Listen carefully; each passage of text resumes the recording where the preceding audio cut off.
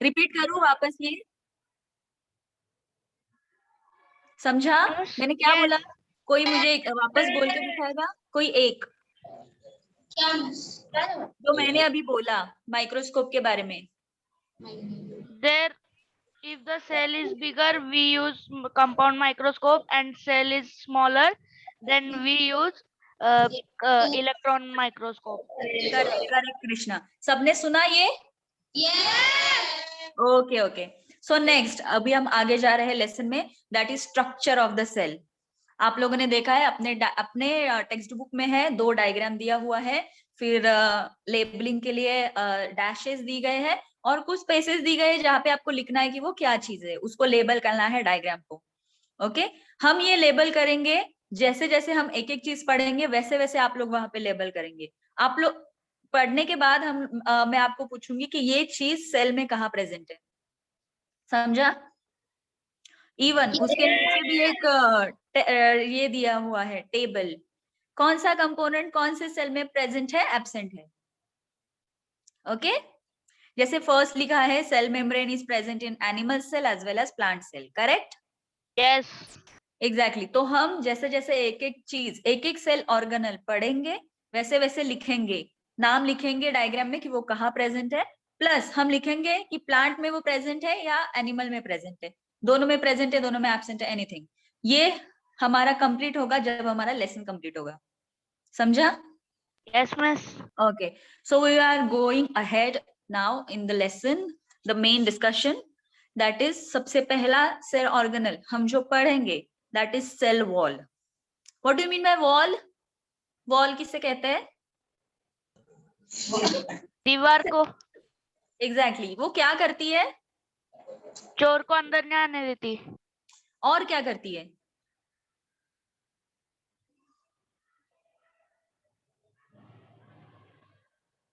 आपके घर को स्पेसिंग देती है। Yes, yes. करेक्ट, वो टफ होती है, उसमें एंट्री करने के लिए स्पेसिफिक कुछ चीजें हैं, जैसे दरवाजा है, खिड़की है, anything, right? Meaning of wall is that only. Tough है वॉल हमारा बहुत, क्या बहुत नाजुक है क्या? नहीं, No. Very strong. Entry exit के लिए भी कम चीजें हैं इसमें, बराबर? दरवाजा एक ही Yes. होगा, 4 दीवार होगी, दरवाजा कहीं एक ही होगा, स्पेसिफिसिटी है इसमें, बराबर?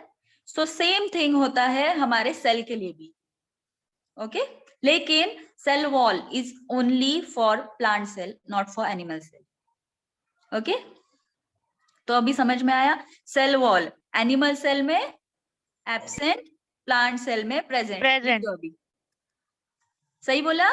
Yes. Yes.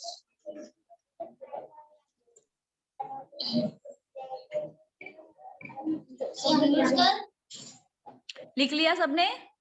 Yes. Yes.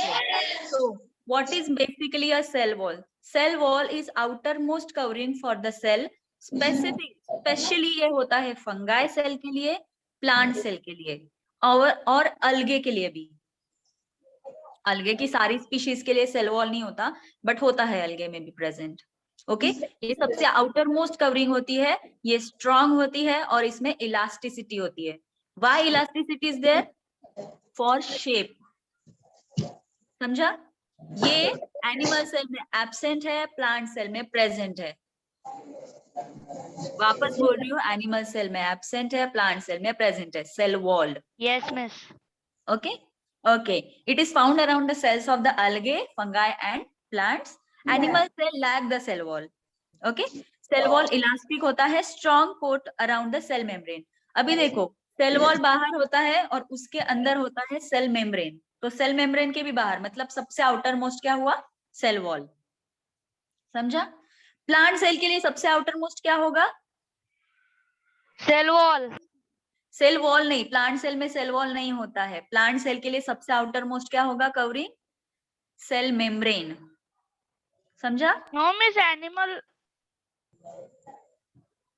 मैंने पूछा cell में एनिमल सेल में होगा। एनिमल सेल के लिए सबसे आउटर मोस्ट होगा सेल मेम्ब्रेन, प्लांट सेल के लिए सबसे आउटर मोस्ट होगा सेल वॉल और उसके अंदर सेल मेम्ब्रेन। मतलब प्लांट सेल को 2 कोट है, एनिमल सेल को एक ही कोट है, बराबर? Yes. Yes. It is mainly कहाँ, अभी सेल वॉल बनता किस किस चीजों से है? मेनली सेल वॉल बनता है कार्बोहाइड्रेट से। Okay, cell wall is mainly composed of carbohydrates. अभी उसमें कार्बोहाइड्रेट्स में भी उन्होंने दिया है कि एग्जैक्टली कौन से कार्बोहाइड्रेट्स प्रेजेंट है, cellulose and pectin. Cell wall is made up of carbohydrates like cellulose and pectins. समझा? Yes, miss. अभी सेल वॉल में ना बाकी के पॉलीमर्स की भी जरूरत होती है। Polymer, do you know the polymer, meaning of polymers? ये आपको कुछ 11th या 12th स्टैंडर्ड में आएगा, पॉलीमर्स का क्या मतलब है। फिलहाल इतना ही याद रखो कि हमारे बॉडी के अंदर भी कुछ पॉलीमर्स प्रेजेंट होते हैं, दैट आर ऑर्गेनिक पॉलीमर्स। वो कुछ पॉलीमर्स जो है वो हमारे सेल वॉल में प्रेजेंट होता है, जो बाद में ऐड होता है डिपेंडिंग अपॉन सेल का कंडीशन। ओके, उसको स्ट्रफ बनाने के लिए, स्ट्रॉन्ग बनाने के लिए, इलास्टिसिटी देने के लिए पॉलीमर्स की जरूरत है, वरना वो बना पूरा कार्बोहाइड्रेट से है सेल वॉल।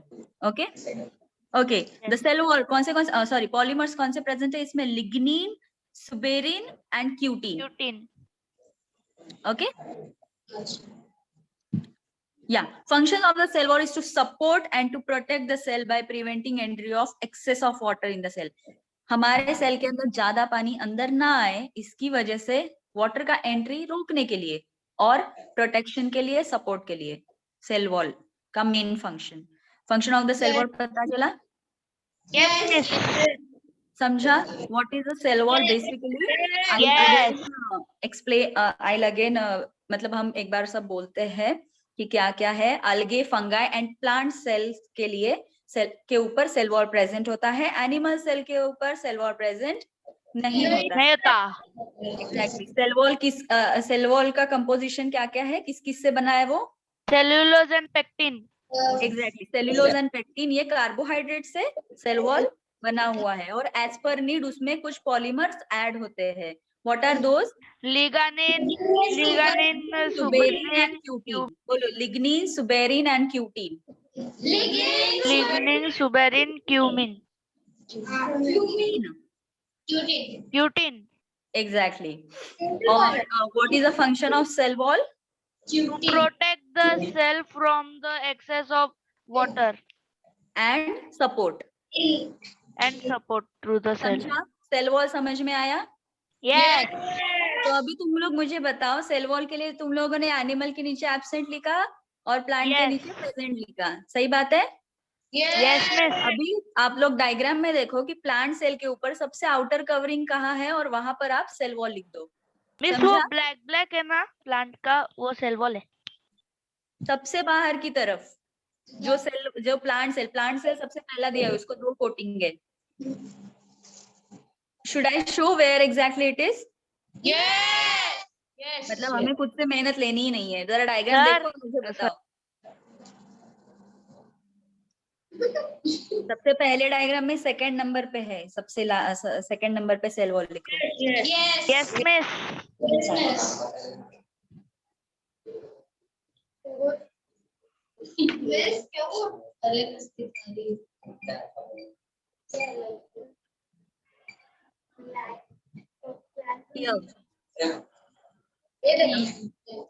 करेक्ट है क्या? Yes, miss. प्लांट को है क्या कहीं cell wall? No, miss plant को ही है सेल वॉल। सॉरी, प्लांट को है, एनिमल को है क्या? No.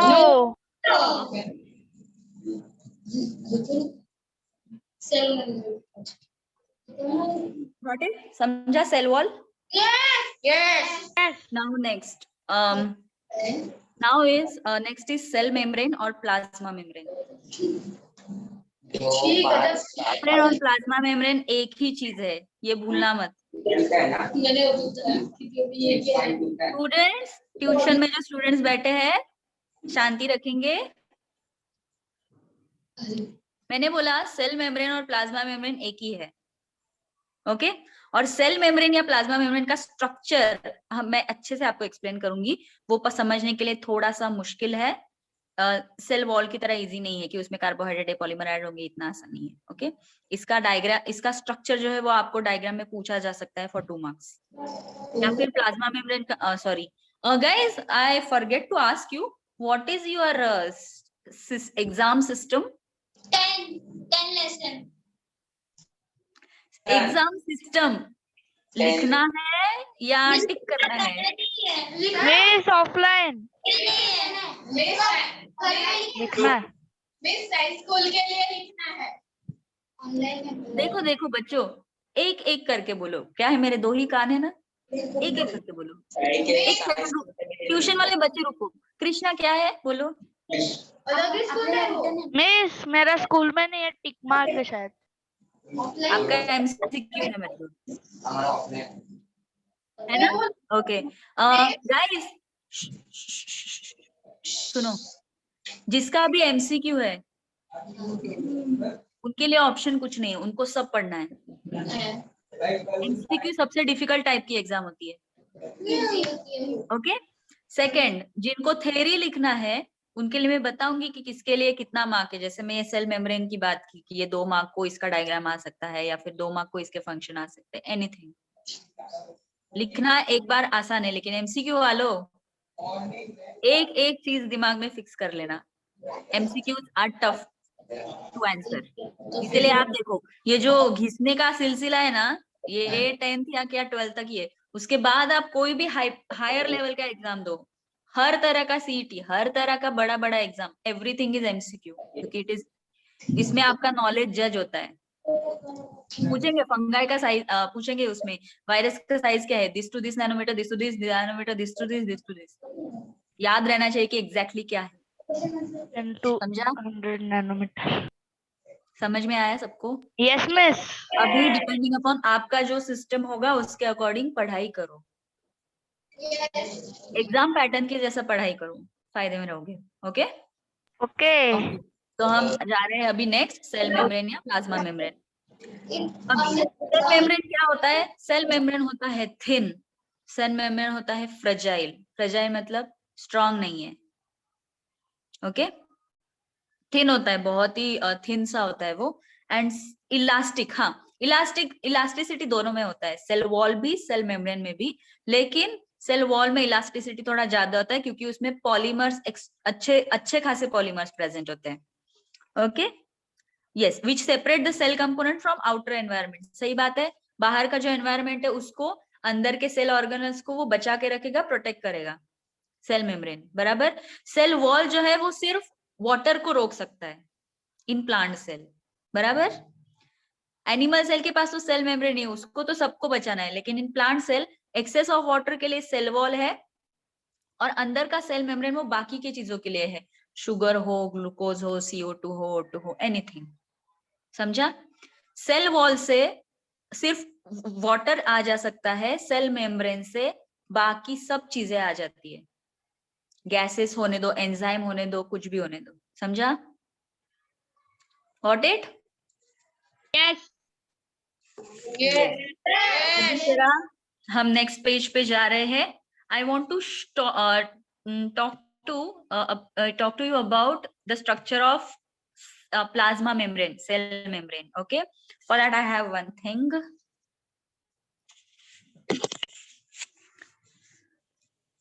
Can you people see this? Yes. क्या है ये? नेकलेस। कोई मराठी है यहाँ पे? यस मी। नेकलेस के वजह से आपका आवाज ब्रेक हो रहा है। इसको क्या बोलते हैं? क्या? सोना। मुझे नहीं पता। 100 कैरेट सोना बोलते हैं। No problem, no problem. हमारे लिए जरूरी है कि इसको क्या बोलते हैं। I want to tell you the structure of cell membrane by explaining this. Okay, now you can able to see here. Here are 2 different type of Motihar. Correct? Yes. 2 है ये. इस हार Okay? 2 है ना, ये दिख रहा है क्या? Guys, you are able to see. Yes हाँ, तो इसमें देखो 2 मोती की माला है, पीछे से दिखाती हूँ। 2 मोती की माला है और इसको बीच बीच में ये खड़ा वाला दिख रहा है, ये रेड, ये ग्रीन, ये रेड, ये ग्रीन, ये red. Yes. Correct? Yes. 2 layer के दो हॉरिजॉन्टल लेयर्स में वर्टिकल 5 चीजों को एम्बेड किया हुआ है 90 डिग्री, बराबर है? Yes. Exactly. Same is a structure for your cell membrane. समझा? Yes. दो लेयर एक दूसरे को पैरेलल है और बीच में वर्टिकली उसमें कुछ कुछ चीजें एम्बेडेड है, समझा? Yes. Okay fine. अभी हम जा रहे हैं साइंटिफिक। अभी you can able to imagine कि सेल मेम्ब्रेन कैसा है। दो पैरेलल लेयर में बीच बीच में हमें आने जाने के लिए गेट, ठीक है? अभी हम देखते हैं कि प्लाज्मा मेम्ब्रेन कैसा है। Protein molecules are embedded in 2 layers of phospholipid. जो दो मोती की माला थी ना, they are basically phospholipids. Okay, जो दो पैरेलल मोती की माला थी दैट आर फॉस्फोलिपिड्स। उसके बीच में बड़े बड़े प्रोटीन के मॉलिक्यूल लगे हुए हैं, वैसा दिखता है सेल मेम्ब्रेन। समझा? दिमाग में गया इतना? Yes. ओके। वो उस ऐसा, यही नेकलेस सही, बिल्कुल यही अपने दिमाग में रखना, ऐसा दिखता है cell membrane. Okay okay. Plasma membrane is said to be selective permeable membrane as it is allows some substance to enter the cell while prevent other substances. ये जो लिखा है ना, इसको डबल टिक करो और 5 स्टार करो।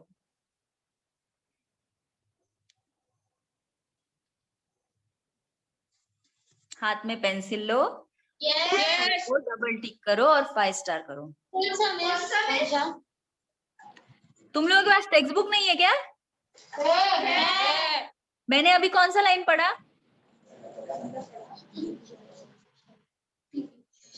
Miss, plasma I am membrane repeating shows this line again. Plasma membrane is a selective permeable membrane. Selective, कुछ सिलेक्टिव चीजों को ही वो अंदर गेट के अंदर आने देगा। परमिएबल मतलब परमिशन, अंदर आने के लिए। परमिएबल मतलब अलाउ टू गो। मेम्ब्रेन तो नाम ही है उसका। सिलेक्टिव परमिएबल मेम्ब्रेन, एक ऐसा मेम्ब्रेन जो एकदम सिलेक्टिव चीजों को अंदर आने देगा, बाकी सबको बाहर रोक के रखेगा। डेब्रीज होगा, कचरा होगा, बाहर रखने को बोलेगा वो। ग्लूकोज होगा तो बोलेगा इस गेट से अंदर आओ। वाटर होगा तो बोलेगा इस गेट से अंदर आओ। एंजाइम होगा तो बोलेगा उस गेट से अंदर आओ। बाकी किसी को परमिशन नहीं है अंदर आने का। समझा? सिलेक्टिव परमिएबल मेम्ब्रेन किसे कहते हैं? Plasma membrane. Correct. Cell membrane. The students who are there in a tuition, selective permeable membrane किसे कहते हैं? कौन है? Plasma membrane. क्यों है? Because it is allowing selective things to permit in the cell. अंदर एंट्री करने के लिए सिलेक्टिव लोगों को, उनको सिलेक्टिव चीजों को वो आने को बोल रहा है, अलाउ करता है, बाकी किसी को भी नहीं। समझा? Yes. Yes. Due to this property, useful molecules like water, salt, oxygen enter the cell and CO2 exits the cell. जैसे कुछ इंपॉर्टेंट चीजें अंदर आ रही है, वैसे इंपॉर्टेंट चीज बाहर भी जा रही है। Yes. बाहर क्या जा रहा है हमारे लिए? CO2. CO2. So now I'm again explaining by using this necklace only.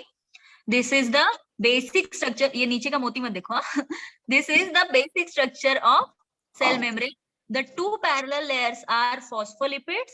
The vertical which are embedded in that two layers are the protein molecules. Okay. Now this is selective permeable membrane as it will permit the specific thing to enter in the cell. Okay. The one is there for glucose, one is there for water, one is there for enzyme, and to enter all these things and to exist CO2.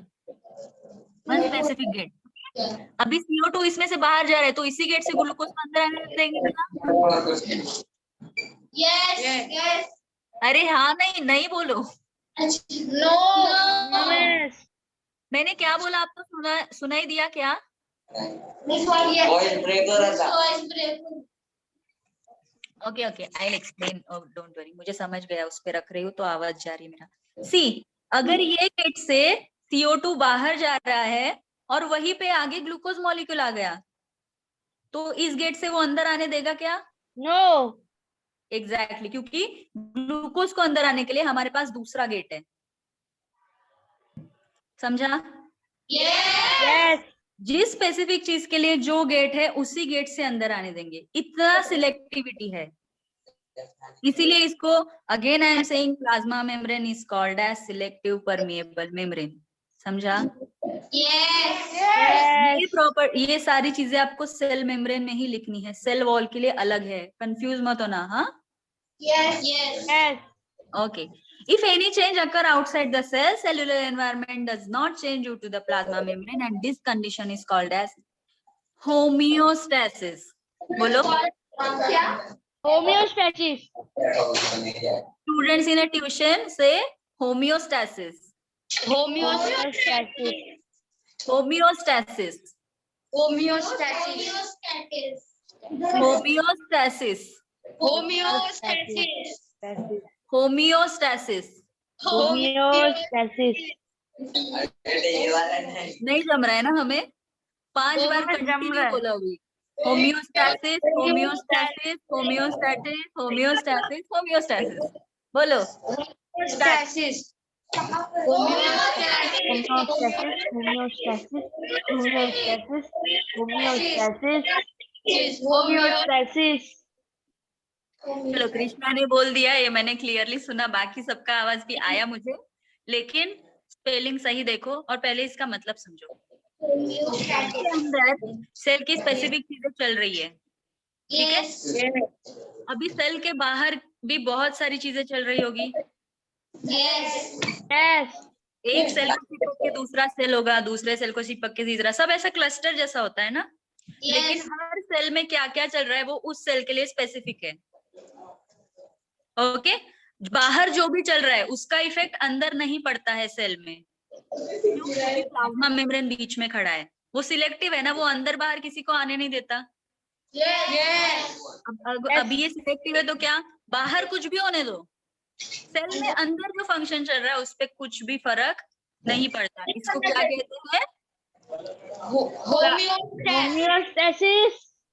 हाँ, समझा? Homeostasis is basically बाहर outer environment में cell के जो भी चल रहा है उससे अंदर जो हो रहा है इससे फर्क नहीं पड़ता। That is homeostasis. चाहे कुछ भी होने दो, सेल में जो फंक्शन चल रहा है वो सेल करता रहेगा। मिस इंग्लिश में मीनिंग बताओ, लिख लेता। होम्योस्टैसिस का मतलब ही यही है कि आउटर एनवायरनमेंट का अंदर में कुछ भी चेंजेस नहीं हो रहा है। द सेम थिंग, अगर होम्योस्टैसिस पूछा भी ना आपको तो आपको यही डेफिनेशन लिखना है। इस लेसन में डेफिनेशन हमारे पास बहुत है बच्चों, तो डेफिनेशन आपको रटना पड़ेगा। एक बार सेल वॉल और सेल मेम्ब्रेन अच्छे से पढ़ लो। ओके, आई एम गिविंग 6:55 तक, 2 मिनट में फटाफट पढ़ लो।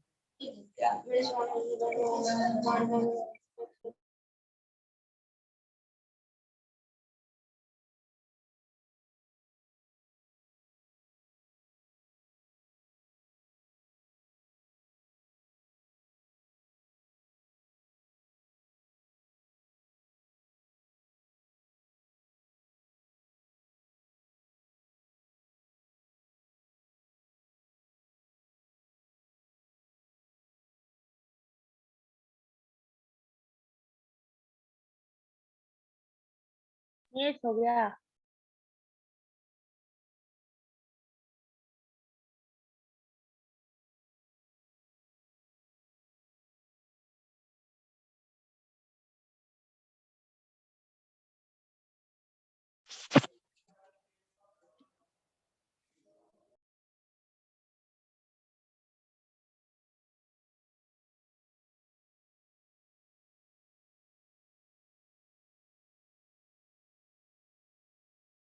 मिस आपका वॉइस नहीं आ रहा, म्यूट हो आप। बच्चों, तुम लोग को 6:55 तक टाइम दिया था, इसलिए मैं कुछ नहीं बोली। अभी मेरी आवाज आ रही है सबको? Everyone done with the reading part? Teacher done. Miss last paragraph बाकी है. पढ़ो पढ़ो जल्दी पढ़ो.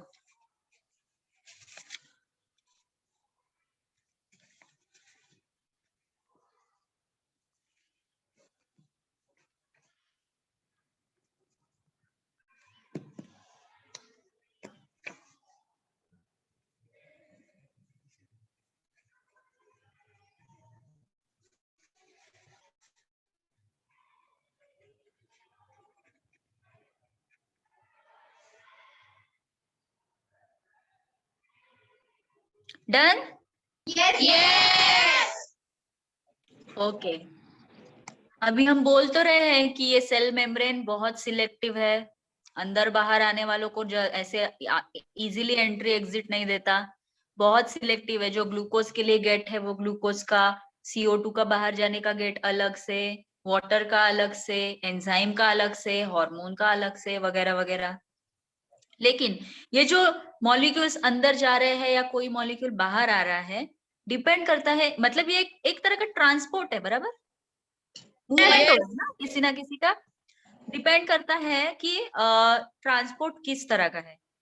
फ्रॉम दिस पैराग्राफ ऑनवर्ड्स जो भी हम सीखेंगे, everything come under physics. Okay, इसको प्लीज अच्छे से समझ के लेना. जिसके दिमाग में ये कंसेप्ट एक बार बैठ गया, जिसको नहीं समझा नहीं समझा. So please ask if you are not getting anything. समझा? फर्स्ट सबसे इम्पोर्टेंट, अगर ट्रांसपोर्ट करने के लिए मुझे एनर्जी लग रही है, अगर ट्रांसपोर्ट करने के लिए मुझे एनर्जी लग रही है, तो डिपेंड करता है कि ट्रांसपोर्ट किस तरह का है. उसमें हम देखेंगे दो types. Okay okay. First one, किसी को अंदर एंट्री लेना है तो क्या करेंगे. ओके उसमें है सबसे फर्स्ट इज एंडोसाइटोसिस. एग्जैक्टली. अभी इसमें क्या होता है, टू गल्प और टू एनगल्फ द फूड और other substance from outer environment. मतलब I'll draw the diagram for you people, that's not a problem. क्योंकि अभी हमें एक्चुअली जरूरत थी उसकी. Hello Krishna, are you there? Yes, hello. miss. Wi-Fi चला गया. No problem.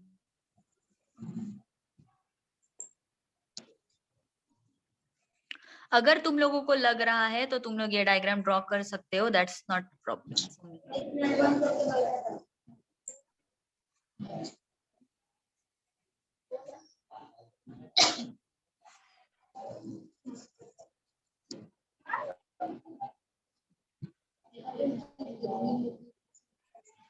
I want blackboard basically, but I will. I'm using my diary to tell you people. Okay. So now see students. दिख रहा है endocytosis लिखा हुआ? Yes. Yes. अभी देखो, हमें एनर्जी चाहिए इसको होने के लिए. ओके फर्स्ट वन, इसमें क्या होता है, जो भी फूड.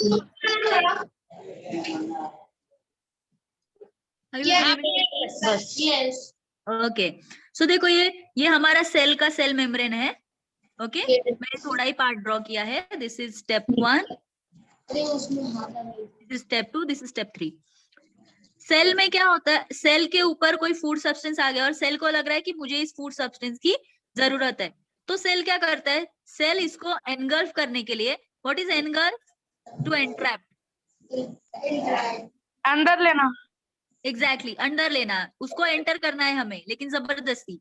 तो ये सेल क्या कर रहा है, सेल अपना एनर्जी वेस्ट कर रहा है to make your cell membrane flexible. Flexibility है ना, इलास्टिसिटी है ना इसमें. Yes. Yes. तो इस फूड सब्सटेंस के लिए वो ऐसा ये करता है, तो फूड सब्सटेंस इसके अंदर आ जाता है. इट इज जस्ट लाइक खड्डा खोदना.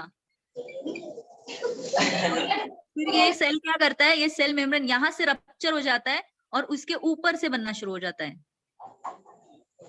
इलास्टिसिटी की वजह से. समझा? Yes. तो ये फूड सब्सटेंस अंदर आ गया अभी सेल के. देखो इसने कैसे इसको खींच लिया अंदर की तरफ. करेक्ट. This is endocytosis. ये स्टेप के लिए हमें एनर्जी लगती है, समझा? Yes. एग्जैक्टली। सो एग्जैक्टली इसका उल्टा होगा एक्सोसाइटोसिस, ठीक है? तो suppose this is my cell and this is my CO2। ये सेल है, cell membrane, and this is my CO2। अभी मुझे इसको बाहर देना है। हाँ, A2।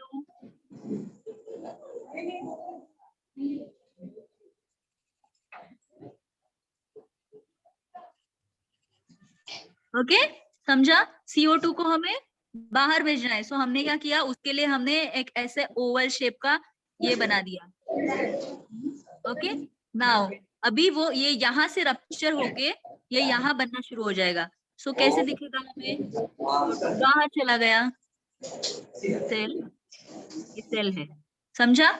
एक्सोसाइटोसिस। गाइस समझ रहा है तुम लोगों को ये? Yes. इस सब के लिए हमें लगती है एनर्जी। क्या लगती है? समझा? Yes. Yes, ma'am. Yes. Endocytosis में हमें फूड पार्टिकल या जो भी बाकी चीजें जो हमें नीड है सेल के लिए, सेल को जरूरी लगता है और वो बाहर घूम रहे हैं, तो ये फटक से इनको एनगल्फ कर लेते हैं, इसको एनर्जी लगती है endocytosis. Exocytosis is what? CO2 को मुझे बाहर फेंकना है, CO2 मुझे नहीं चाहिए, तो वो इसको एक ओवल शेप का ये बना के बाहर फेंक देगा, समझा? Yes. एंडोसाइटोसिस एक्सोसाइटोसिस के लिए एनर्जी लगती है। Okay, Yes. Yes. Yes. Okay. तो हम अभी पढ़ते हैं how do the substances travel in the cell. First is endocytosis to glob और engulf the food and other substances from outer environment. कैसे, वो मैंने 3 स्टेप में आपको बता दिया। Exocytosis to excrete the waste material out of the cell, जैसे CO2 है या बाकी का एक्सक्रीट मटेरियल है, यूरिया वगैरह वगैरह। ओके, समझा? सेलुलर एनर्जी किस किस के लिए लगती है? एंडोसाइटोसिस एंड एक्सोसाइटोसिस, समझा? Yes. ओके, अभी next very important processes for transport is जिनको एनर्जी नहीं लगती। Okay guys, it is 7:02 now. आप लोगों को ब्रेक चाहिए? No. No. ओके, पक्का ना? Yes. Yes. ओके, सो हम कंटिन्यू करते हैं अभी। किस किस को एनर्जी, कौन से प्रोसेसेस को एनर्जी नहीं लगती? The first most important, diffusion. क्या? Diffusion. Diffusion. Diffusion, diffusion, Diffusion. Exactly.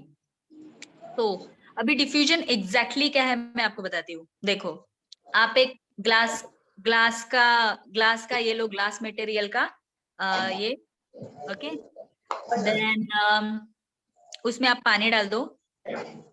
Okay, पानी आपको दिख रहा है ना? अभी पानी डाला हुआ है ग्लास में करके, ट्रांसपेरेंट है ना glass? Yes. Are you able to imagine? Yes. Exactly. मैंने ग्लास मटेरियल का एक ग्लास लिया, उसमें पानी भर दिया पूरा। Yes. Okay. Yes. अभी मैंने उसमें 1 ड्रॉप इंक का डाला। Ink Yes. Yes. क्या होगा? Blue. Please फिर से explain करोगे? वाईफाई चला। Hello, Yes. Yes. Yes. Yes. Miss explain करो ना फिर से, वाईफाई चला। Okay, Krishna I explain you. मैं एक्सप्लेन कर रही थी डिफ्यूजन प्रोसेस। ओके, डिफ्यूजन ऐसी प्रोसेस है जिसमें एनर्जी नहीं लगती है ट्रांसपोर्ट के लिए। तो मैं आपको एग्जांपल दे रही थी कि डिफ्यूजन एग्जैक्टली क्या है। मैं एक ग्लास मटेरियल का ग्लास ले रही हूँ, ग्लास लिया, ओके, वो ट्रांसपेरेंट है, बराबर, हमें दिखाई देता है ग्लास थ्रू क्या है। तो मैंने पीने के पानी का एक ग्लास लिया, वो ग्लास मटेरियल का बना है। ओके, मैंने उसमें पानी डाला और उसमें 1 ड्रॉप इंक का डाला। तो अभी मैंने पूछा कि क्या होगा? Miss water blue हो जाएगा. Miss water Exactly. हो जाएगा। एग्जैक्टली, मतलब इंक का जो ड्रॉप्स था, जो ड्रॉपलेट था, वो पूरे पानी में फैल गया। Yes. क्या इंक के ड्रॉप को एनर्जी लगी पानी में घुसने के लिए या फैलने के लिए? No. बिल्कुल नहीं। इवन जब वो पूरी तरह से फैल जाएगा तो कुछ इंक के water drop because of gravity सबसे नीचे आ जाएंगे। Yes. हो Yes. सकता है कि हमें चम्मच की जरूरत पड़े और हमें उसको स्टर करना पड़े सो दैट पूरा पानी इवन ब्लू कलर का हो जाए। बराबर? Yes. एग्जैक्टली जैसे इंक के ड्रॉपलेट को वाटर में जाने के लिए एनर्जी की जरूरत नहीं पड़ी, उसी ट्रांसफर को बोलते हैं डिफ्यूजन। Diffusion. दिमाग में गया सबके? Yes. Exactly Yes. अभी विदाउट एनर्जी ऐसे कौन से मॉलिक्यूल्स है जिसका ट्रांसपोर्ट होता है? Miss That is- oxygen. O2 हाँ, बोलो कृष्णा, कुछ बोला तुमने? O2 and CO2. एग्जैक्टली मैं यही कह रही थी। डिफ्यूजन में एनर्जी की जरूरत नहीं पड़ती। देखो कोई भी सॉलिड चीज होगी तो एनर्जी की जरूरत पड़ती है, जैसे फूड है, ग्लूकोज है, वगैरह वगैरह। लेकिन गैस को फैलने के लिए एनर्जी की जरूरत पड़ती है क्या? No. No. इसीलिए gaseous molecule CO2 and water, sorry CO2 and O2, carbon dioxide and oxygen, इन दोनों को एंट्री और एग्जिट करने के लिए किसी भी गेट की, किसी भी एनर्जी की जरूरत नहीं पड़ती। और वो जिस ट्रांसपोर्ट प्रोसेस से या एंट्री या एग्जिट कर रहे हैं उसको क्या कहते हैं? Diffusion. डिफ्यूजन से ऑक्सीजन एंड कार्बन डाइऑक्साइड का ट्रांसपोर्ट होता है फ्रॉम सेल मेम्ब्रेन। दिमाग में रहेगा ये हमेशा। Yes. Okay Yes. अभी नेक्स्ट प्रोसेस है हमारा वेरी वेरी इंपॉर्टेंट, ऑस्मोसिस। क्या Yes. है? Osmosis. Osmosis. क्या है? Osmosis. क्या है? Osmosis. Osmosis, correct. अभी again I will explain you what it is exactly. Osmosis क्या है? मैं एक ब्लॉक ले रही हूँ, ऐसा ब्लॉक इज खोखा, जैसे आपका जिसमें आपके शूज आते हैं ना, ऐसा बॉक्स। उसमें Yes. उसके बीच में मैं एक पर्दा रख रही हूँ, मतलब एक क्या बोलते हैं, एक पार्टीशन रख रही हूँ। ओके अभी मैंने दोनों तरफ पानी भर दिया सेम लेवल का। Okay hello? Yes, miss. Yes. Again I am repeating, मैंने एक बॉक्स लिया है, उसके बीच में पार्टीशन डाला है, मैंने उसमें पानी भर दिया है। Miss partition. पार्टीशन बीच में मैंने उसको पार्टीशन दिया है, एक मेम्ब्रेन डाला है, एक अच्छा.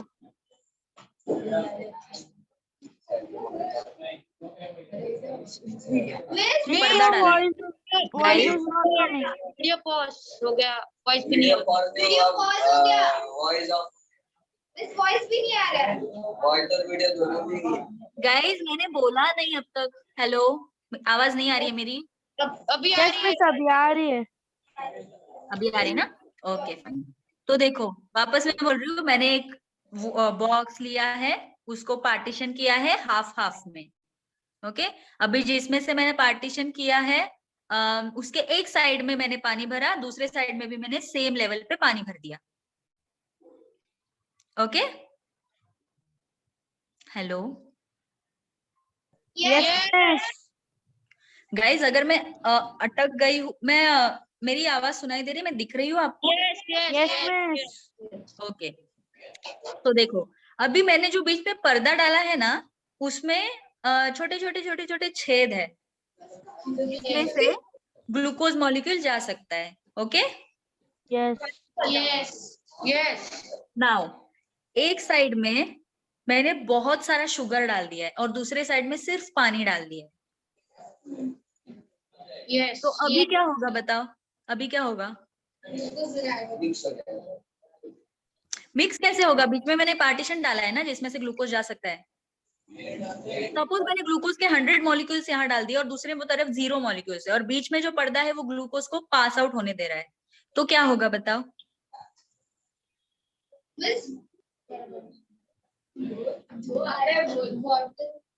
वाटर में ग्लूकोज मिक्स हो जाएगा। वाटर में ग्लूकोज मिक्स हो जाएगा, लेकिन वो सोल्यूशन भी तो ट्रांसफर होगा ना। Yes. Guys, you are getting or what? Getting or you are not getting? Not getting. Not getting. Okay, I'll tell you.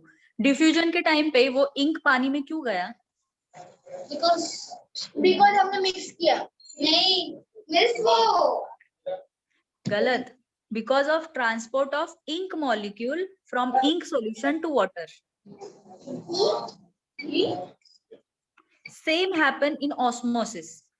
खाली फर्क ये है डिफ्यूजन में सॉलिड पार्टिकल का ट्रांसपोर्ट होता है, ऑस्मोसिस में वाटर मॉलिक्यूल का ट्रांसपोर्ट होता है, मतलब जो लिक्विड है। एक तरफ जहां पे शुगर मॉलिक्यूल 100 है ना, उसमें से 50 मॉलिक्यूल वो पर्दा छेद के दूसरी तरफ चले जाएंगे और इक्विलिब्रियम रखेंगे, दोनों तरफ same same.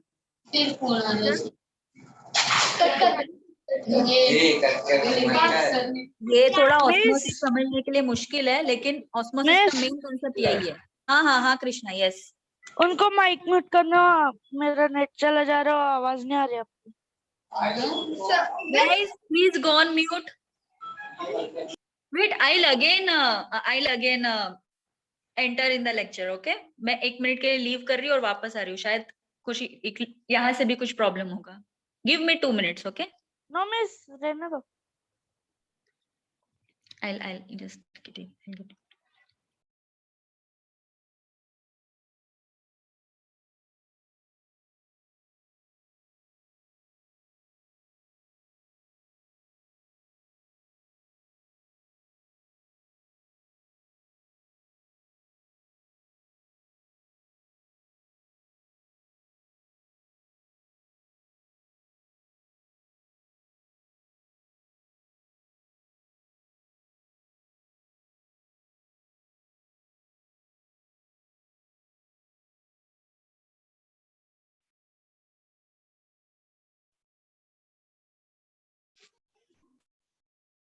Hello, yes miss. Yes. क्या आवाज सुनाई दे रही है? Yes. Okay okay okay. अरे स्पॉटलाइट करने में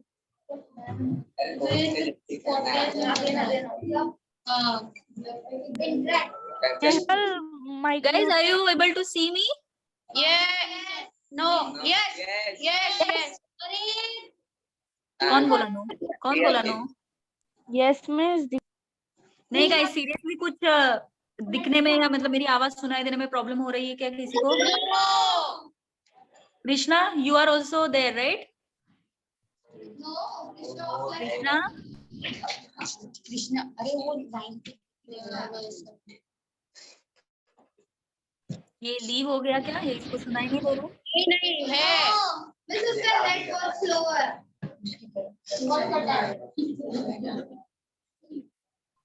इसलिए मैंने एग्जिट करके वापस मीटिंग लीव करके वापस मैंने ज्वाइन किया, सो दैट शायद मेरी वजह से कुछ प्रॉब्लम होगा। तो गाइस, तुम लोग मुझे देख पा रहे हो ना, ट्यूशन वालों? Yes. Yes.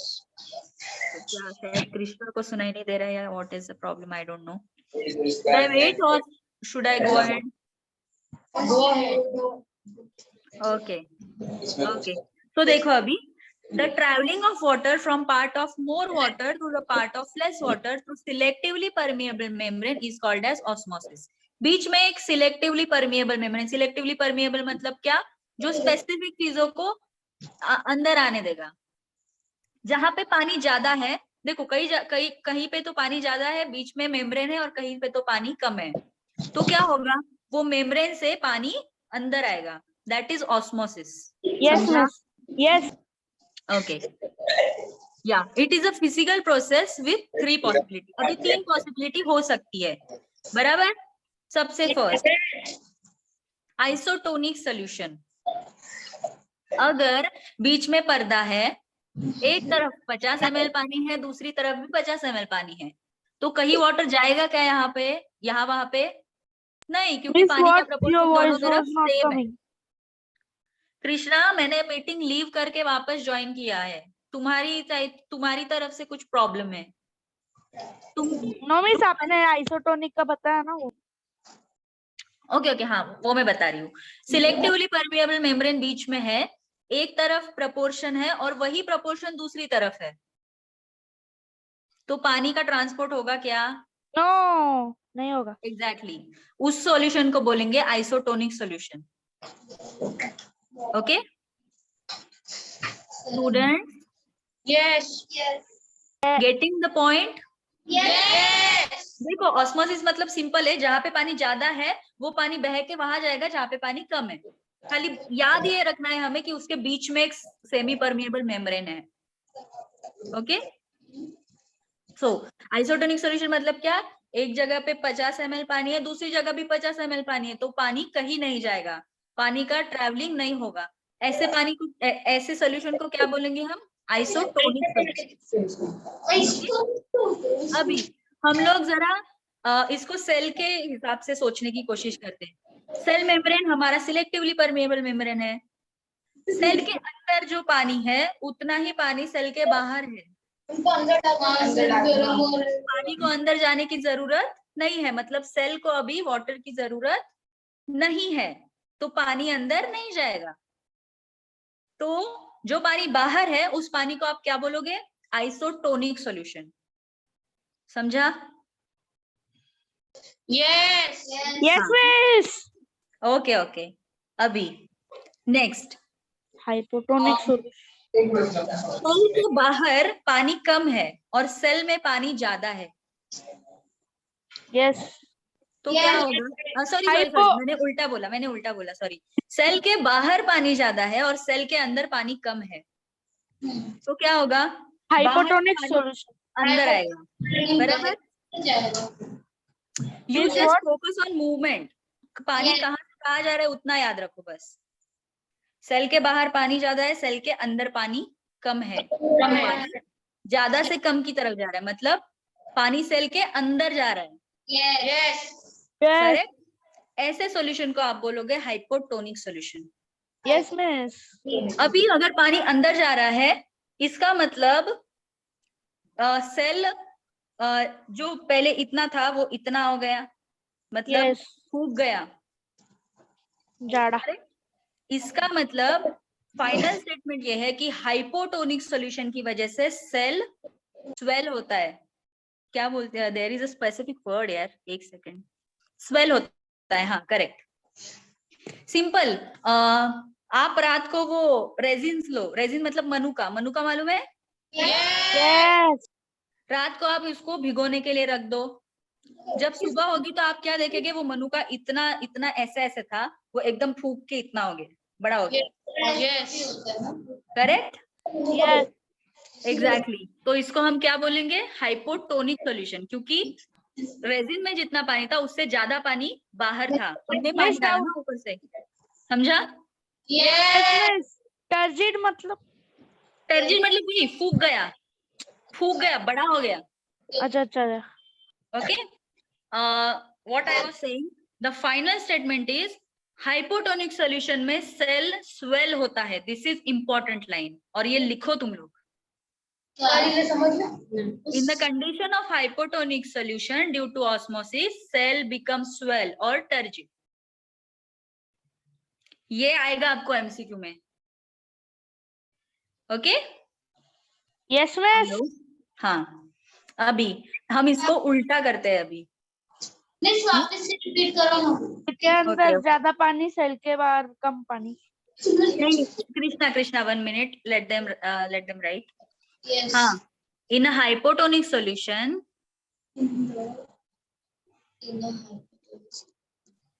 cell become turgid और oblique करके swell. Cell become Turgid और swell और swell due to osmosis.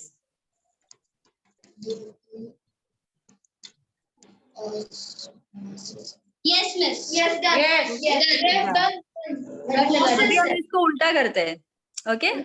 Cell के अंदर बहुत पानी है, सेल के बाहर पानी ही नहीं है, तो क्या होगा? उल्टा होगा, पानी सेल के बाहर जाएगा। इसकी वजह से सेल जो अच्छा खासा अपने नॉर्मल इसमें था, शेप में था, वो श्रिंक हो जाएगा। श्रिंक समझता है ना आपको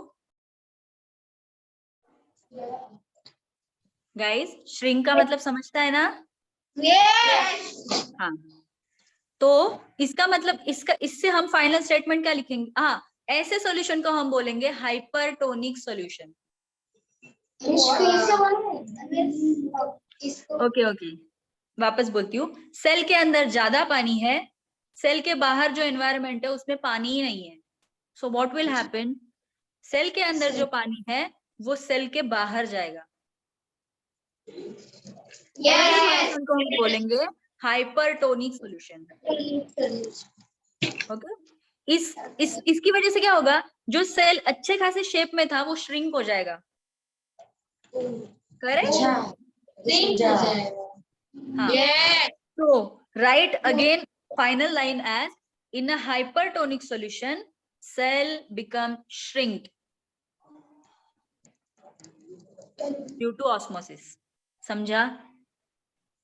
Yes, miss. Osmosis is very important concept. आपको osmosis पे नोट भी आ सकता है 3 मार्क के लिए। इसके 3 कंडीशंस भी आ सकते हैं। या बहुत easy isotonic solution, hypertonic solution और हाइपोटोनिक सॉल्यूशन, इसका राइटिंग भी आ सकता है। सेल बिकेम श्रिंक के बाद easy. क्या cell become cell became shrink के बाद क्या लिखना है? Due to osmosis. ऑस्मोसिस की वजह से हुआ ना ये सब, तो हमें लिखना पड़ेगा ड्यू टू ऑस्मोसिस। समझा? Aishwarya miss, Yes, ma'am. Yes. Ma'am session 2 minute के लिए पॉज कर सकते हैं क्या? हाँ, चलेगा। Within 2 minutes, okay ma'am? Okay, I will join after 2 minutes. Okay, no ma'am, आप रहिए 2 मिनट। ओके। जल्दी। हाँ, ठीक, बस ठीक।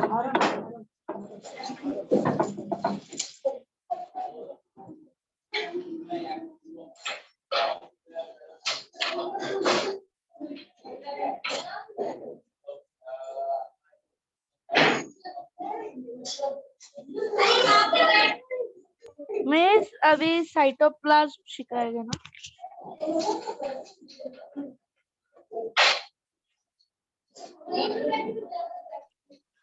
Can we start?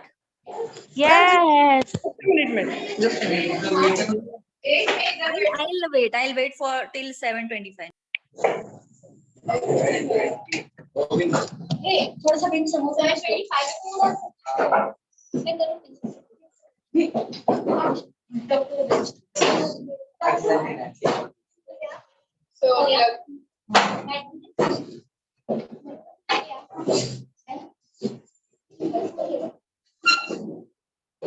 मैं कर रहे हो? कारपेंटर को अभी अगली बार से नहीं बुलाना है, हमारे पास सब हो जाएगा। यस।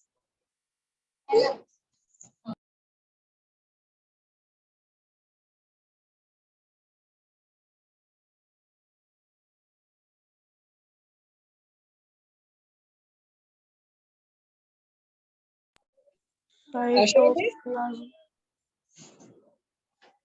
ऐश्वर्या मिस, 27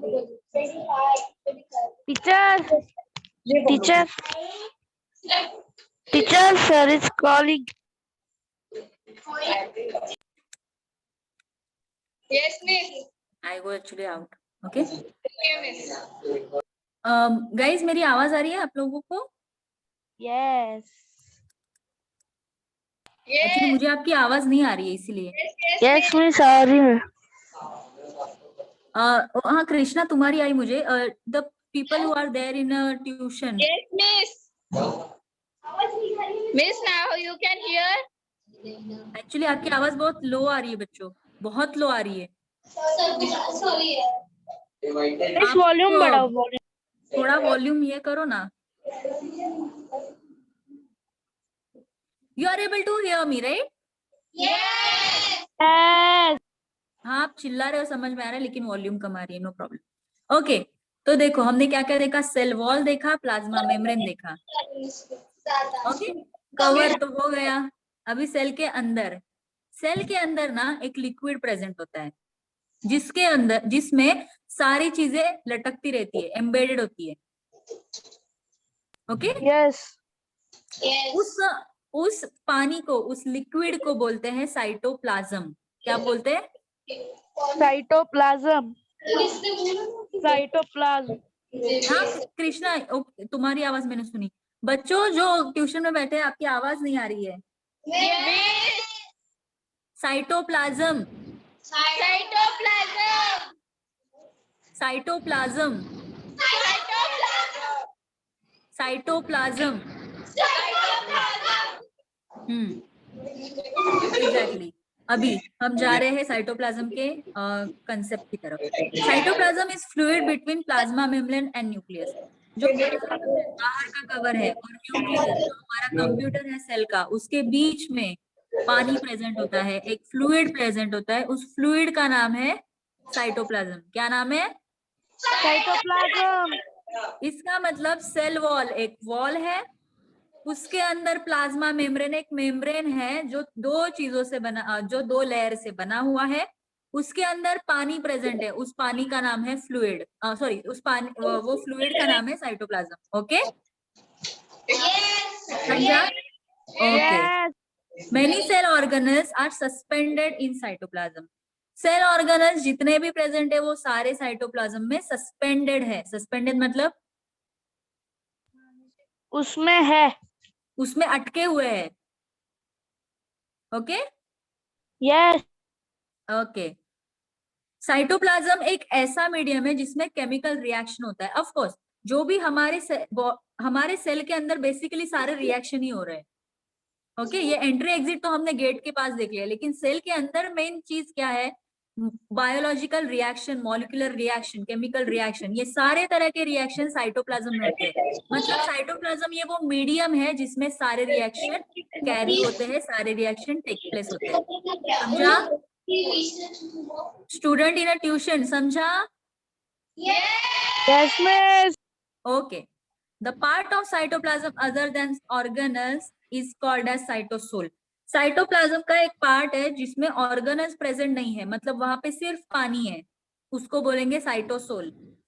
पूरे पूरे पानी, सारे फ्लूइड को बोलेंगे विथ सस्पेंडेड ऑर्गेनल साइटोप्लाज्म। सिर्फ पानी जहां पे ऑर्गेनल्स प्रेजेंट नहीं है उसको बोलेंगे cytosol. Okay Okay. Cytosol store vital substances like amino acid, glucose, vitamins. What are the amino acids, guys?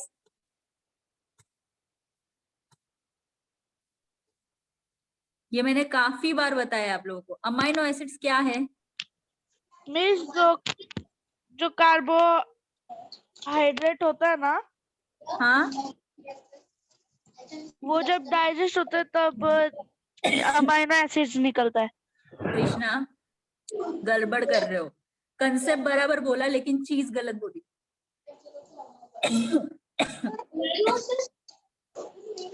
Guys, give me 1 minute. I'll take my turn.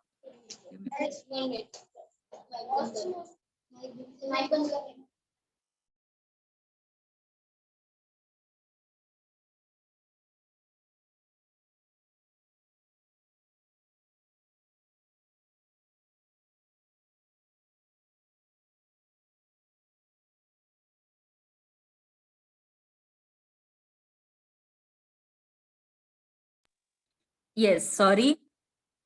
हाँ हाँ कृष्णा, अमाइनो एसिड ऐसे मॉलिक्यूल्स होते हैं जो प्रोटीन को कंबाइन करते हैं। Correct. Yes. तुमने जो कार्बोहाइड्रेट का बोला ना, उससे हमें ग्लूकोज मिलेगा। Students in A tuition, I am saying it, इसको लिख के रखो और रटो। देखो, जब हम कोई भी प्रोटीन खाते हैं तो वो डाइजेस्ट होता है पूरी तरह से। यस। प्रोटीन का पूरी तरह से डाइजेशन होने के बाद उसके एक एक यूनिट को हम बोलेंगे अमाइनो एसिड।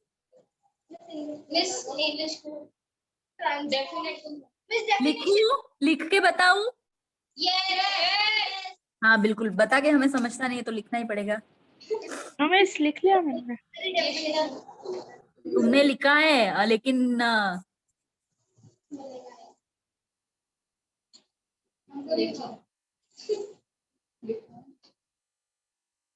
अमाइनो एसिड बहुत ही कमाल की चीज है बच्चों।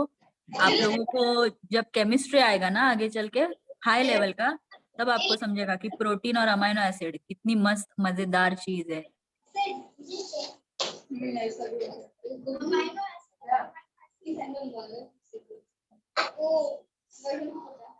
ओके देखो अभी तुम लोगों के लिए लिख लिया मैंने। सी दिख रहा है? सॉरी, दिख रहा है? Yes ma'am. प्रोटीन जब हम खाते हैं अंदर जाके डाइजेशन होता है तो प्रोटीन ब्रेक डाउन होता है। उसमें से जो भी यूनिट में मॉलिक्यूल निकलता है उसमें से हर यूनिट को हम अमाइनो एसिड बोलते हैं। समझा? यस जब मैम। हम कार्बोहाइड्रेट खाते हैं मतलब कोई भी ग्लूकोज खाते हैं, सुक्रोज खाते हैं, लैक्टोज खाते हैं, तो वो बड़ा मॉलिक्यूल होता है, अंदर जाके उसको डाइजेस्ट होना है, मतलब क्या उसका ब्रेक डाउन होने वाला है। तो उसमें से जो छोटी छोटी चीजें निकलेगी उसमें से हर यूनिट को हम बोलेंगे शुगर मॉलिक्यूल। अभी इसमें बहुत कुछ हो सकता है, इसमें ग्लूकोज होगा, इसमें फ्रक्टोज होगा। समझा? Yes I will ask this again to you कि अमाइनो एसिड क्या है, और तब बोले ना कोई भी कुछ गलत, वहां पे आगे मारूंगी मैं। समझा? Again I am saying protein जब ब्रेक डाउन होता है उसमें से हर एक मॉलिक्यूल जो निकलेगा, छोटा छोटा मॉलिक्यूल, उसको बोलेंगे अमाइनो एसिड। कार्बोहाइड्रेट जो डाइजेशन के बाद ब्रेक डाउन होगा उससे बोलेंगे हम शुगर मॉलिक्यूल, जिसमें ग्लूकोज होगा, फ्रक्टोज होगा। ओके? यस वैसे ही रखो। अरे लिखा नहीं कि अब तक? फटाफट लिखो चलो। मिस लिखा। हाँ हाँ कृष्णा यू आर डन, लेकिन इन लोगों का नहीं से क्या हो गया। नो मिस वो लास्ट क्या है? Glucose fructose, FRUCTOS OSE sorry. Yes miss हो गया ना? हो गया ना हुआ।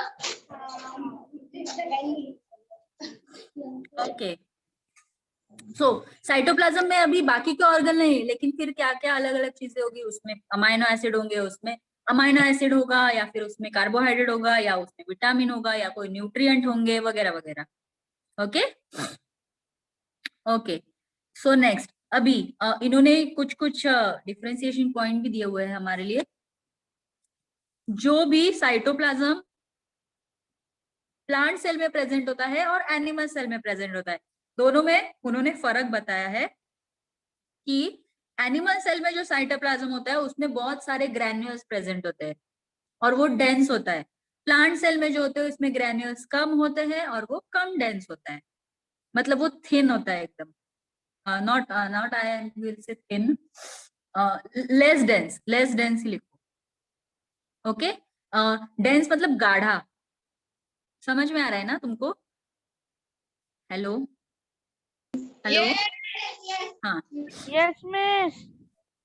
Okay mostly push to periphery due to large cell vacuole. या ये तुम लोगों को सेल वैक्यूल का मैं बाद में बताती हूँ, लेकिन इंपॉर्टेंट ये है कि एनिमल सेल में ग्रैन्यूल्स ज्यादा होते हैं। एनिमल सेल्स के साइटोप्लाज्म में ग्रैन्यूल ज्यादा होते हैं और वो ज्यादा गाढ़ा होता है, थिक होता है, विस्कस होता है। प्लांट सेल में थिन होता है, पतला होता है, ग्रैन्यूल्स कम होते हैं। ओके समझा? ओके एक बार ओके हाँ सॉरी, अब तक हमने देखा कि सेल स्ट्रक्चर में मेनली क्या क्या चीजें हैं। ओके मतलब हमने देखा कि बाबा सेल का कुछ तो एक कवर होता है, सेल वॉल, शायद उसके अंदर सेल मेम्ब्रेन भी प्रेजेंट होगा, मतलब वो भी हम कवर की बात करें, और अंदर में जो पानी प्रेजेंट होता है उसके बारे में हमने सीखा। बराबर, मतलब हमने सीखा cell wall plus cell membrane plus जो फ्लूइड पार्ट है उसको पढ़ा हमने, दैट इज साइटोप्लाज्म। बराबर, मतलब हमने एक इतना बेसिकली ये क्या है, अभी इसके अंदर हमने बोला कि साइटोप्लाज्म में सारे सेल ऑर्गेनल्स प्रेजेंट है। अभी वो कौन से सेल ऑर्गेनल्स है वो सब हम देखेंगे। समझा? Yes.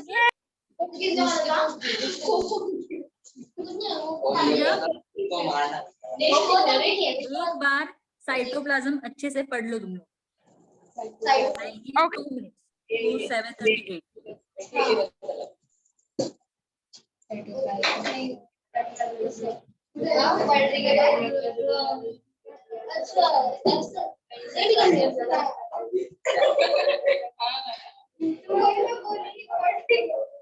गाइस जो ट्यूशन में बैठे हुए हैं पढ़ रहे हो या नहीं, वरना मैं कंटिन्यू करती हूँ। मिस हाँ को कृष्णा। म्यूट, नेल को म्यूट करने बोलो ना। हाँ वो अभी म्यूट में गए। ओके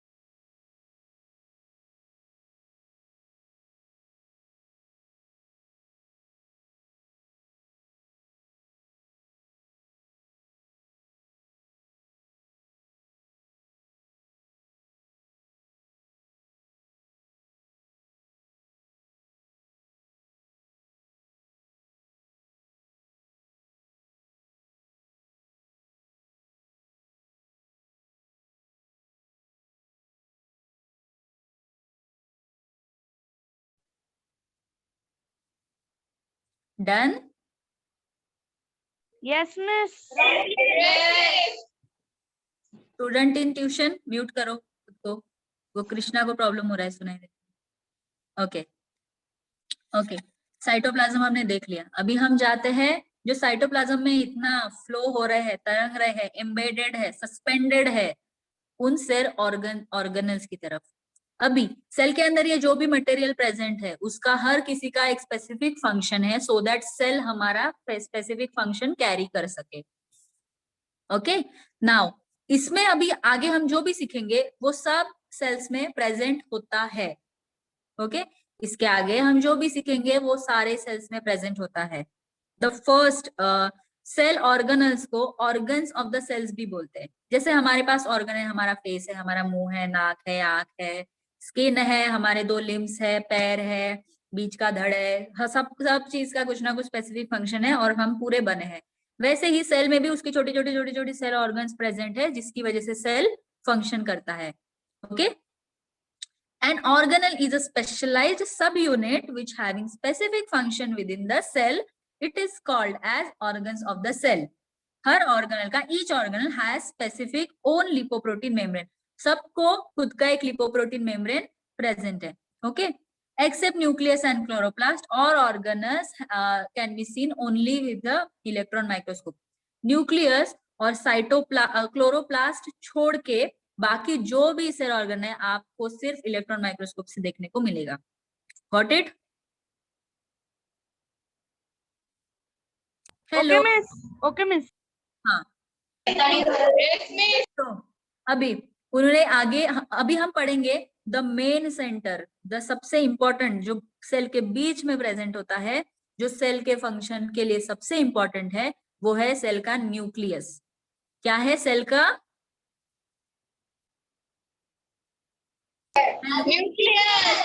सेल का न्यूक्लियस, करेक्ट। अभी इन्होंने एक एक्टिविटी करने को बोला है, वो क्या है मैं आपको बता देती हूँ, रीड करने की जरूरत नहीं है। उन्होंने आइसक्रीम का जो अपना स्पून होता है उसको लेने को बोला है, हमारे चिक के अंदर की तरफ, यहाँ पे चिक के अंदर की तरफ जो भी हमारा थोड़ा सा सलाइवा चिक के अंदर की तरफ लगा हुआ है उसको हमें निकालने को बोला है, थोड़ा सा ग्लास साइड पे लेने को बोला है और देखने को बोला है कि उसको स्टेन करने को बोला है और फिर बोला है कि माइक्रोस्कोप के अंदर देखो। जब आप उसको देखोगे आपको सेल दिखेगा और बीच में गोल गोल गोल, हर सेल के बीच में गोल ब्लू कलर दिखेगा। वो ब्लू कलर की जो चीज है वो है न्यूक्लियस। समझा? यस। न्यूक्लियस के लिए आपको इतना झंझट करने की जरूरत नहीं है, मेरे पास हर साल बहुत सारे सेल का न्यूक्लियस का पिक्चर है।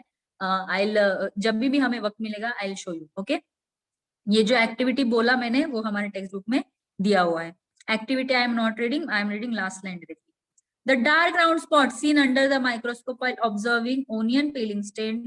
अरे ओनियन का क्या बोल रहा है बॉस, हम चिक की बात कर रहे थे. ओके, तो बीच में जो आपको ब्लू कलर का दिखाई देगा ना, that is the nucleus. Okay, when observed under electron microscope you can see the nucleus which is covered by double layer membrane with the small pores. Nucleus भी एक उसका खुद का एक अपना वजूद है सेल में. न्यूक्लियस प्रेजेंट होता है तो उसको भी दो कवर होते हैं और उस दो कवर में छोटे छोटे पोर्स प्रेजेंट होते हैं. Okay, this pores allow the passage of material in and out of the nucleus. Nucleus के अंदर और बाहर जाने के लिए वो पोर्स प्रेजेंट होते हैं. सेम जैसे हमारे प्लाज्मा मेम्ब्रेन में गेट थे वैसे न्यूक्लियस में वो छोटे छोटे पोर्स है. Okay, nucleus has a round nucleolus and network of chromatin fibre.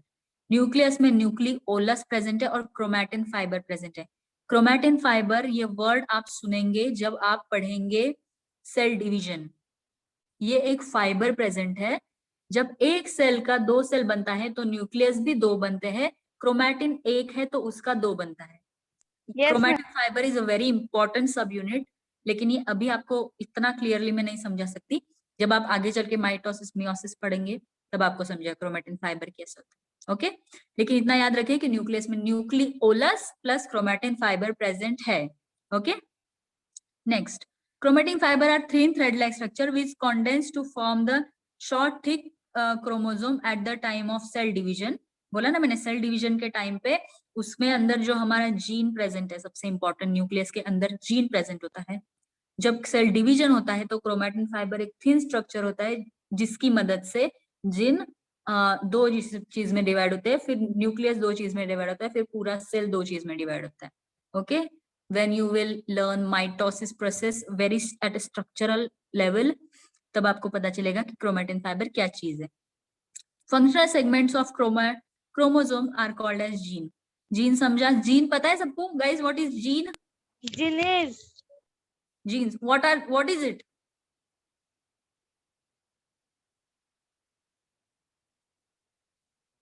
वही ना टीचर जो टीचर मुझे पता है बट कैसे समझ. Class, what is gene?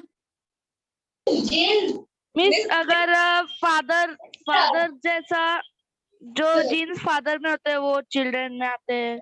वो ओके हार्मोन्स होते हैं. कृष्णा, बट यू कृष्णा तुम जरा रुको, मैं बाकी के लोगों से आंसर सुनना चाहती हूँ.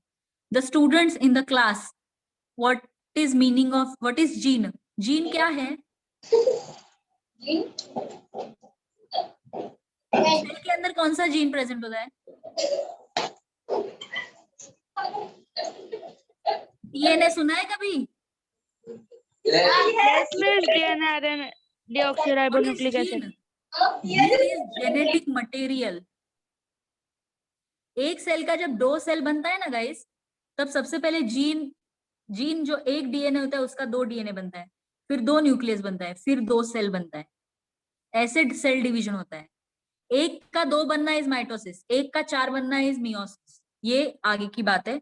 सबसे पहले तुम लोग को पता होना चाहिए कि जीन क्या होता है. It is a genetic material present in our cell. इंसान का, हर इंसान का जीन, आप मैं जितने ह्यूमन बीइंग्स है सबका जीन 99.99% सेम है. इसीलिए हम इंसान बने हैं. You know this? नहीं मिस, हमें पता ही नहीं. आप ही हो जिसने हमें बताया है ना? हाँ बोल रहे बच्चे, मारूंगी.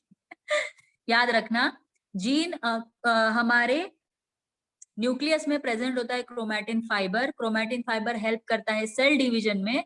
सेल डिवीजन होता है तब क्रोमोसोम एक का दो बनता है, सॉरी जीन एक का दो बनता है. ईच एंड एवरी, उसमें जो हम जिसको जीन बोल रहे हैं वो बेसिकली क्रोमोसोम है. ओके, सबसे इंपॉर्टेंट हमारे लिए है न्यूक्लियस. न्यूक्लियस क्या है? न्यूक्लियस जो सेंटर में हमें स्टेन करने के बाद दिखेगा, दैट इज अ न्यूक्लियस. उसको दो मेम्ब्रेन है, उस मेम्ब्रेन के बीच में पोर्स प्रेजेंट है. Through that pore it is resided entry and exit of each and every material in the nucleus. Nucleus contains the nucleolus plus chromatin fiber. Chromatin fiber is important factor for cell division basically the division of chromosome. The each and every unit of the chromosome is gene. इतना हमने nucleus के बारे में देखा. Okay अभी nucleus क्यों है बाबा, किसके लिए है न्यूक्लियस? जैसे कंप्यूटर को सीपीयू है, जैसे हमारे ह्यूमन बॉडी के लिए ब्रेन है, वैसे ही सेल के लिए न्यूक्लियस है. ओके मतलब वो क्या करेगा, सारी एक्टिविटीज को कंट्रोल करेगा. समझा? Hello. It control all the metabolic activities of the cell and also the cell division. Cell division बहुत important और बहुत ही important चीज है, आप लोग सीखेंगे ये, don't worry. It involved the transmission of hereditary character from parents to offspring. Yes, of course. इसीलिए तो हम cell division कर रहे हैं इतना. ठीक है? Okay, next. सबसे important बात, हर किसी की बॉडी में खून बह रहा है? नहीं बह रहा है क्या? हेलो. नो.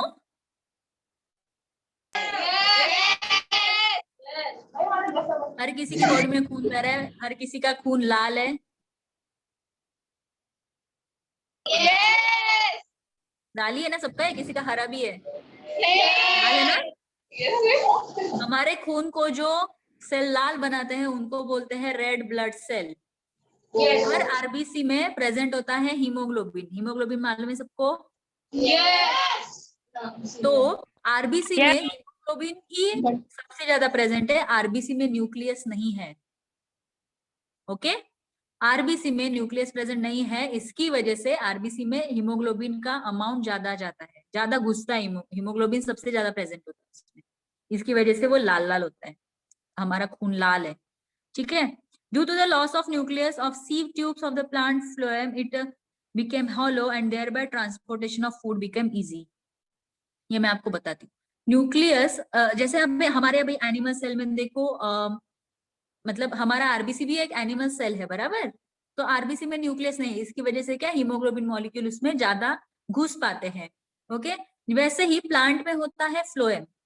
फ्लोएम में भी न्यूक्लियस नहीं है, उसकी वजह से वो हॉलो होता है और उसमें से पानी ट्रांसपोर्ट होता है. Okay it is just do you know, खाली वो याद रखना. Yes, miss.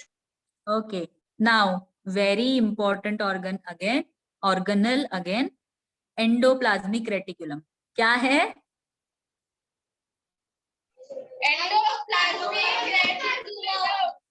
Endoplasmic reticulum. Endoplasmic reticulum बोलो. Endoplasmic reticulum. Endoplasmic reticulum. Rough endoplasmic reticulum. Rough endoplasmic reticulum. Rough endoplasmic reticulum. Rough endoplasmic reticulum. Smooth endoplasmic reticulum. Smooth endoplasmic reticulum. ये ना बच्चे जो tuition में बैठे हैं ना, मुझे उनकी आवाज ही नहीं आ रही. बट कृष्णा तुम रुको, अभी तुम्हारी आवाज आई मुझे करेक्टली. स्टूडेंट्स जो ट्यूशन में बैठे हैं बोलो स्मूथ एंडोप्लाज्मिक रेटिकुलम.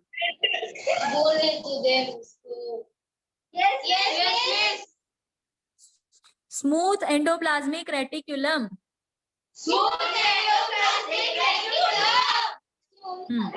ओके अभी आप म्यूट हो जाओ. ओके अगर तुम लोगों ने नाम में गफलत कर दी और एग्जाम में आपको पूछेंगे सवाल एक चीज के बारे में, आप जवाब दोगे दूसरे चीज के बारे में, प्रॉब्लम हो जाएगा. ओके इसीलिए ये नाम मैं आपसे बार बार बुलवा रही हूँ, so that you will not forget. Okay देखो आपको एक सवाल पूछा है कि बाबा आपकी जो बिल्डिंग है या आपका जो घर है उसमें पाइपलाइन कितने हैं. ओके और दूसरा सवाल पूछा है कि उसका फंक्शन क्या है, अगर वो नहीं होते तो क्या होता. ओके तो हमारा कंसेप्ट सेम जा रहा है एंडोप्लाज्मिक रेटिकुलम की तरफ.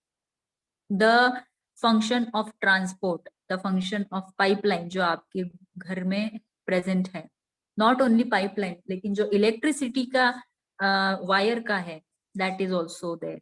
हर एक पॉइंट की तरफ इलेक्ट्रिसिटी का आपका अंदर से वायर डाला है आपके घर में.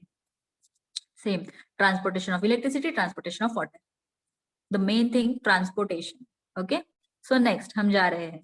Organ organelle which conduct the various substances inside the cell is called as endoplasmic reticulum.